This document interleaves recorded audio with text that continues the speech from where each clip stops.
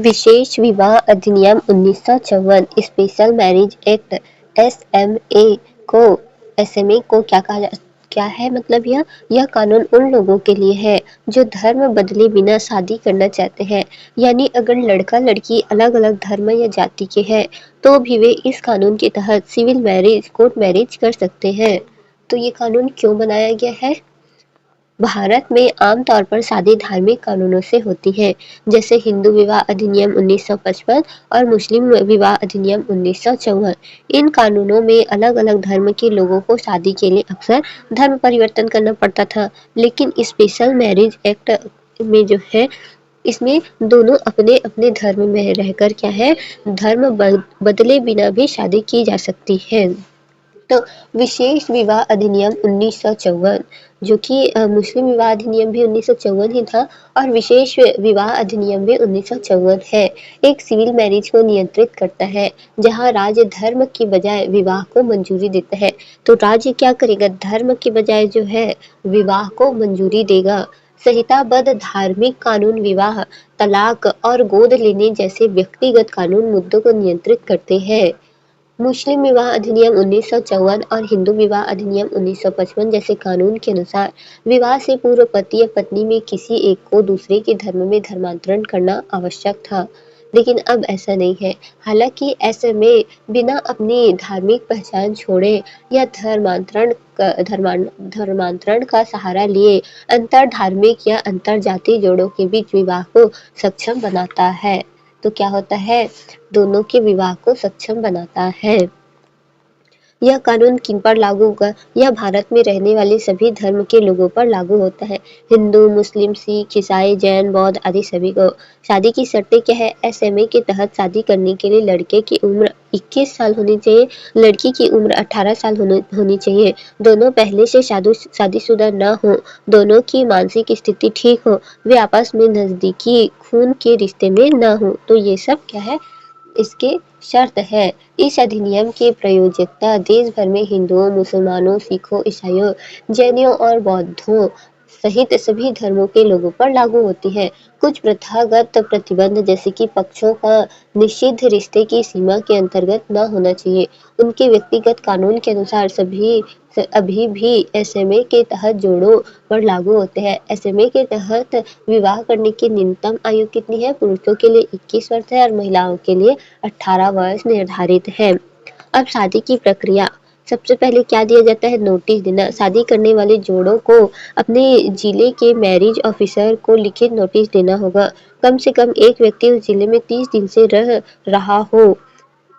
दूसरा 30 दिन का इंतजार। नोटिस ऑफिस में सार्वजनिक रूप से लगाया जाता है। अगर किसी को आपत्ति हो तो वह 30 दिनों के अंदर आपत्ति कर सकता है। आपत्ति की जांच। अगर कोई आपत्ति करता है तो आधिकारिक जांच करता है। अगर आपत्ति गलत है तो शादी आगे बढ़ती है। चौथा, शादी और सर्टिफिकेट। 3 गवाहों की मौजूदगी में शादी होती है। मैरिज ऑफिसर विवाह प्रमाण पत्र देता है। यह प्रमाण पत्र कानूनी सबूत होता है। तो क्या प्रक्रिया है? अधिनियम की धारा 5 के अनुसार विवाह के पक्षकारों को उस जिले के विवाह अधिकारी को लिखित रूप में नोटिस देना आवश्यक है, जिसमें नोटिस देने से ठीक पहले कम से कम 30 दिन तक पक्षों में से कम एक पक्ष निवास करता रहा हो। यानी कि एक पक्ष कम से कम 30 दिन से जो है पक्ष कम से कम 30 दिन से पहले जो है वहाँ निवास कर रहा हो। विवाह संपन्न होने से पूर्व पक्षकारों और 3 गवाहों को विवाह अधिकारी के समक्ष एक घोषणा पत्र पर हस्ताक्षर करना आवश्यक होता है। एक बार घोषणा स्वीकार कर लिए जाने पर पक्षों को एक विवाह प्रमाण पत्र प्रदान किया जाएगा, जो अनिवार्य रूप से विवाह का प्रमाण होता है। यह इस तथ्य का निर्णायक सबूत है कि इस अधिनियम के तहत विवाह संपन्न हो चुका है और इसमें गवाहों के हस्ताक्षर से संबंधित सभी औपचारिकताओं का पालन किया गया है। विशेष विवाह अधिनियम के अंतर्गत नोटिस की अवधि होती है। इससे जुड़ी समस्या क्या है? तो 30 दिन का नोटिस। कोई भी व्यक्ति शादी पर आपत्ति कर सकता है इस 30 दिनों के अंदर। कभी-कभी इसका गलत इस्तेमाल पर जोड़ों को परेशान किया जा सकता है। तो इस 30 दिनों के अंदर इन दोनों के बीच में कुछ हो भी सकता है और इन दोनों को परेशान भी किया जा सकता है। कई जगह तो ऐसा होता है कि इनकी मृत्यु भी हो सकती है, मार भी दिया जा सकता है, कुछ भी हो सकता है इनके साथ। गोपनीयता की समस्या, नोटिस सार्वजनिक रूप से लगाया जाता है, इससे जोड़े की निजी जानकारी सबको पता चल सकती है। तो नोटिस जो है सार्वजनिक रूप से होती है तो जानकारी पता चल ही जाएगा। तो इससे क्या होगा, धारा 6 के अनुसार पक्षों द्वारा दिए गए नोटिस की एक सत्य प्रतिलिपि मैरिज नोटिस बुक के अंतर्गत रखी जाएगी, जो बिना किसी शुल्क के उचित समय पर निरीक्षण के लिए खुली रहेगी। नोटिस प्राप्त होने पर विवाह अधिकारी इसे अपने कार्यालय में किसी प्रमुख स्थान पर प्रकाशित करेगा, ताकि 30 दिनों के भीतर विवाह संबंधी कोई भी आपत्ति व्यक्त की जा सके। तो उस 30 दिन में कोई भी आपत्ति की जा सकती है। अब विवाह पर आपत्ति, धारा 7 किसी भी व्यक्ति को नोटिस देने के 30 दिन के भीतर विवाह पर आपत्ति प्रदर्शित करने की अनुमति देती है। यदि वह धारा 4 के तहत शर्तों का उल्लंघन करता है, जिसके तहत विवाह अधिकारी को विवाह संपन्न कराने से पूर्व आपत्ति की जांच और समाधान करना आवश्यक होता है, जब तक कि आपत्ति वापस नहीं ले ली जाती। इसका उपयोग अक्सर सहमति देने वाले जोड़ों को परेशान करने तथा उनके विवाह में देरी करने या उसे रोकने के लिए किया जाता है। गोपनीयता संबंधी चिंता, तो नोटिस प्रकाशित करने की आवश्यकता को गोपनीयता के उल्लंघन के रूप में भी देखा जा सकता है, क्योंकि इससे जोड़े की व्यक्तिगत जानकारी और उनके विवाह करने की योजना का खुलासा हो सकता है। सर्वोच्च न्यायालय ने मौखिक टिप्पणी में कहा है कि एसएमए के तहत प्रस्तावित विवाह पर सार्वजनिक आपत्ति व्यक्त करने के लिए 30 दिन का अनिवार्य नोटिस पितृसत्तात्मक और इसे open for invention buyer society बनाता है। संविधान क्या कह रहा है? अनुच्छेद 21 में जीवन और व्यक्तिगत स्वतंत्रता का अधिकार। अनुच्छेद 19 अपनी पसंद व्यक्त करने की स्वतंत्रता है। तो क्या है? फिर पितृसत्तात्मक है यहाँ तो परेशानी हो सकती है। तो सामाजिक लांछन भी होता है। भारत के कई भागों में अंतर जातीय या अंतर धार्मिक विवाह अभी भी व्यापक रूप से स्वीकार नहीं किए जाते हैं, और जो जोड़े होते हैं उसे एसएमए के तहत विवाह करने का विकल्प चुनते हैं। उन्हें अपने परिवारों और समुदायों से सामाजिक लांछन तथा भेदभाव का सामना करना पड़ सकता है। तो ये सब प्रॉब्लम हो सकती है। लेकिन भारत का संविधान अनुच्छेद 21 के तहत क्या बोला गया है? जीवन और व्यक्तिगत स्वतंत्रता के अधिकार की गारंटी देता है, जिसमें अपनी पसंद के व्यक्ति से विवाह करने का अधिकार भी शामिल है। भारत के सर्वोच्च न्यायालय ने अपनी पसंद के व्यक्ति से विवाह से जुड़े कई मामलों पर विचार किया है, जैसे कि लता सिंह बनाम उत्तर प्रदेश राज्य 2006 का मामला आता है सामने। तो लता सिंह बनाम उत्तर प्रदेश में सुप्रीम कोर्ट ने कहा कि अपनी पसंद से शादी करना मौलिक अधिकार है। तो क्या बोला गया है कि न्यायालय ने माना कि अपनी पसंद के व्यक्ति से विवाह करने का अधिकार अनुच्छेद 21 के तहत एक मौलिक अधिकार है, और माता पिता या समुदाय सहित कोई भी व्यक्ति ऐसे विवाह में हस्तक्षेप या आपत्ति नहीं कर सकता है। फिर उसके बाद आता है शक्ति वाहिनी बनाम भारत संघ। तो कोर्ट ने कहा कि वयस्क व्यक्ति अपनी पसंद का जीवन साथी चुन सकता है। तो शक्ति वाहिनी बनाम भारत संघ 2018 का मामला है, जो सर्वोच्च न्यायालय ने माना कि सहमति से जीवन साथी चुनना संविधान के अनुच्छेद 1921 के तहत गारंटीकृत उनकी पसंद की स्वतंत्रता की अभिव्यक्ति है। तो अगर दो बालिग लोग अपनी मर्जी से शादी करना चाहते हैं और धर्म बदलना नहीं चाहते, अलग अलग धर्म जाति के हैं, तो वे स्पेशल मैरिज एक्ट 1954 के तहत शादी कर सकते हैं। यह कानून जो है प्यार और व्यक्तिगत स्वतंत्रता की रक्षा करता है। तो पीवाईक्यू क्या है? पीवाईक्यू विशेष विवाह अधिनियम किस वर्ष पारित हुआ था? तो ये एसएससी में आया था। विशेष विवाह अधिनियम जो है 1954 में पारित हुआ था। कब हुआ था? 1954 में पारित हुआ था। तो पहला का आंसर होगा सी। एसएमए के अंतर्गत विवाह की न्यूनतम आयु पुरुष के लिए 21 वर्ष है। तो आंसर क्या होगा? 2 का सी। एसएमए के अंतर्गत विवाह की न्यूनतम आयु महिला के लिए 18 वर्ष है। एसएम के तहत विवाह हेतु कितने गवाह आवश्यक है? तो 3 गवाह आवश्यक होते हैं। एसएमए के तहत विवाह से पहले नोटिस अवधि कितनी है? तो 30 दिन होती है। तो बी होगा, 5वां का बी होगा। विवाह की सूचना किसे दी जाती है? एक बार 3 देखते हैं। 3 का क्या है? ए होगा। 3 का ए होगा। 3 का ए हो गया है ना। 6वां, विवाह की सूचना किसे दी जाती है? तो विवाह की सूचना जो है जिला मजिस्ट्रेट, न्यायाधीश, विवाह अधिकारी और पुलिस अधीक्षक, तो विवाह अधिकारी को दी जाती है। 6वां का सी। एसएमए मुख्यतः किस प्रकार का विवाह है? तो ये सिविल विवाह है, यानी कि सरकार की तरफ से इसके लिए प्रमाण पत्र दिया जाता है।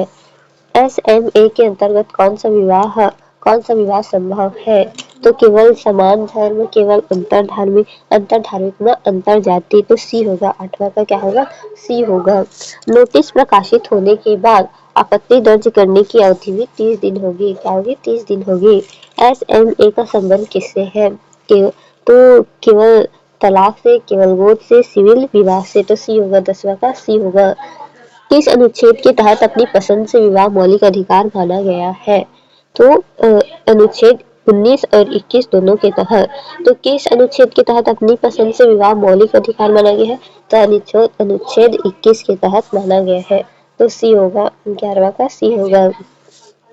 लता सी मामला किस वर्ष का है? 2004, 2005, 2006। तो आंसर क्या होगा? 2006। लता सिंह मामला जो है 2006 का है। शक्ति वाहिनी मामला जो है 2018 का है। लता सिंह का 2006 का है और शक्ति वाहिनी का क्या है? 2018 का है। SMA के अंतर्गत विवाह प्रमाण पत्र क्या है? तो ये कानूनी प्रमाण पत्र है। ये क्या है? कानूनी प्रमाण पत्र है। तो 12 का क्या था? लता सिंह का था 2006 सी और 13 का था 2018 डी, है ना। 14 का क्या है? कानूनी प्रमाण पत्र है। तो क्या होगा? सी होगा। SMA लागू होता है सभी धर्मों पर। क्या होता है? सभी धर्मों पर। तो 15 का सी होगा। 16 विवाह अधिकारी नोटिस कहाँ प्रकाशित करता है? अपने कार्यालय के प्रमुख स्थान पर करता होगा। अदालत में, पुलिस स्टेशन में, तो अपने कार्यालय के प्रमुख स्थान पर करता होगा ना। तो सी होगा शायद 16 का। कम से कम एक पक्ष को जिले में कितने दिन निवास करना चाहिए? तो एक पक्ष को जिले में कम से कम 30 दिन निवास करना चाहिए। तो सी होगा। SMA के तहत विवाह हेतु धर्म परिवर्तन SSC तो आवश्यक है? नहीं। वैकल्पिक है? नहीं। आवश्यक नहीं है। तो सी होगा। 18 का सी होगा। SMA में विवाह संपन्न कौन करता है? तो पंडित, काजी, विवाह अधिकारी और मजिस्ट्रेट। तो सी होगा। 19 का सी होगा। SMA का उद्देश्य क्या है? धार्मिक रीति से विवाह, अंतर धार्मिक विवाह पर रोक, धर्म से स्वतंत्र सिविल विवाह, पंचायत विवाह व्यवस्था। तो अंतर धार्मिक विवाह पर रोक नहीं, धर्म से स्वतंत्र सिविल विवाह। सी होगा। 20 का सी होगा। चेक करते हैं। 2 तक तो सी था, 3 ए है सही, और चौथा सी, फिर बी, फिर सी, फिर 7वां का बी है, फिर 8वां से 12वां तक सी है। हाँ, 8वां से 12वां तक मेरा भी सी सही। फिर 13 डी है सही। फिर 14 से 20 तक सी है, 14 से 20 तक सी सही। तो सब सही है। तो UPSC प्रीलिम्स के लिए पहला क्वेश्चन, विशेष विवाह अधिनियम 1954 के संबंध में निम्नलिखित कथनों पर विचार कीजिए। यह केवल अंतर धार्मिक विवाह पर लागू होता है। इसके अंतर्गत विवाह के लिए धर्म परिवर्तन आवश्यक नहीं है। यह अधिनियम पूरे भारत में लागू है। तो आंसर क्या होगा? तीनों होगा। डी होगा। आंसर क्या होगा? डी होगा। SMA के अंतर्गत विवाह की वैधता के लिए निम्न में से कौन सी शर्त आवश्यक है? पुरुष की 21 वर्ष, महिला 18 वर्ष, दोनों पक्ष मानसिक रूप से सक्षम, विवाह धार्मिक रीति से संपन्न। तो चौथा नहीं होगा, 1, 2 और 3 होगा। आंसर होगा ए। SMA के तहत विवाह हेतु नोटिस अवधि के लिए सही कथन है 30 दिन। तो आंसर होगा बी। निम्न में से कौन से प्रावधान SMA में शामिल है? विवाह से पूर्व सार्वजनिक नोटिस सही, विवाह पर आपत्ति दर्ज करने का अधिकार सही, 3 गवाहों की उपस्थिति सही, पंचायत की स्वीकृति। तो 1, 2 और 3 होगा। आंसर होगा ए, पंचायत की स्वीकृति की आवश्यकता नहीं है।